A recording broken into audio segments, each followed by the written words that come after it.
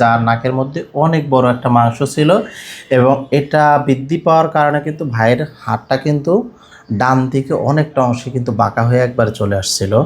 তো আজকে জানবো যে ভাইয়ের আসলে এই নাকের মাংস বৃদ্ধির কারণে মূলত তার কী কী সমস্যাগুলো হতো, যদি আমাদেরকে বলতেন একটু।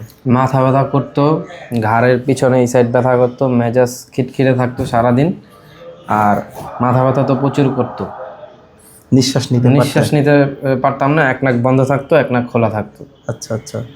তো আমাদের চিকিৎসাটা নিয়েছেন কতদিন আগে? বিগত 10 দিন আগে। 10 দিন আগে। তো বর্তমানে আপনার কী অবস্থা যদি একটু বলতেন। জি আলহামদুলিল্লাহ, এখন ভালো আছি, কোনো সমস্যা হয় না তো? না। এখন আপনি আগে কীরকম নিঃশ্বাস নিতে পারতেন আর বর্তমানে কীরকম নিঃশ্বাস নিতে পারতেন, যদি একটু পার্থক্য করতেন। আগে নিঃশ্বাস নিতে মুখ দিয়ে নিঃশ্বাস নিতাম, এখন আলহামদুলিল্লাহ নাক দিয়ে নিতে পারতেছি। পরিপূর্ণ নিতে পারেন তো? কোনো বাজে না তো? না। কোনো সমস্যাগুলো নেই তো? না। তো আমাদের আসলে চিকিৎসাটা আপনার কাছে কেমন লাগছে? জি আলহামদুলিল্লাহ, খুব ভালো। আপনি আসছেন তো মিরপুর থেকে, তাই না? তো আপনার মতন এরকম অনেক দূর থেকে অনেক রোগীরা আসতে যাচ্ছে যে আসলে তারা জানে না যে কোথায় গেলে একটি ভালো সেবা পাবে। তো আপনার মনে হয় কি আসলে আমাদের সেবাটা তো আপনি গ্রহণ করলেন, কেমন লাগলো আপনার কাছে?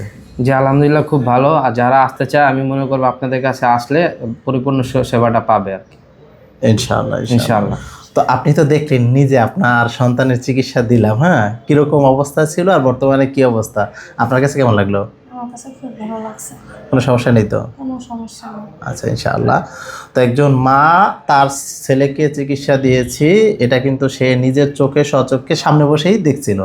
একেবারে পুরা ট্রিটমেন্ট, খাবার, মেডিসিন, ব্যবহারের মেডিসিন সম্পূর্ণটা আপনি নিজের চোখে দেখছেন এবং আপনি নিজেও কিন্তু গাইডলাইন দিয়েছেন ছেলেকে।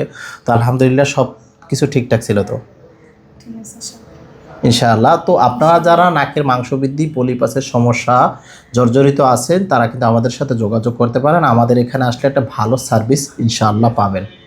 সবাই ভালো থাকবেন, সুস্থ থাকবেন। আসসালামু আলাইকুম ওয়া রাহমাতুল্লাহ।